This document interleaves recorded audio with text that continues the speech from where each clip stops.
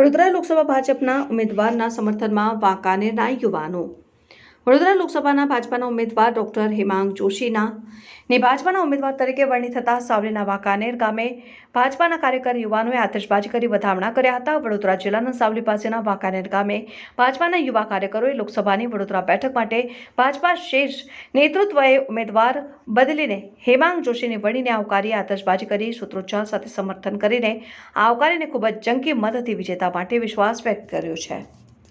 Reporter Sikandar દિવાન, પાટવી Gujarati news, Savli. Bharatiya Janata party parliamentary બોર્ડે જે નિર્ણય કર્યો અને હેમાંગભાઈ જોશીને આપણે વડોદરા જિલ્લાના ઉમેદવાર તરીકે જાહેર કર્યા તેનો વાંકાનેર ગામ આવકારે છે અને માનનીય પ્રધાનમંત્રીએ અમારા વાંકાનેર ગામ અને વડોદરા જિલ્લાના યુવાનોનો અવાજ સાંભળ્યો અને નવયુવાનને તક આપી, જેથી કરીને ધારાસભ્ય પણ નવયુવાન અને સંસદ પણ નવયુવાન, જે રીતે હવે વડોદરાનો વધારે વિકાસ થાય એવી અમારી આશા છે।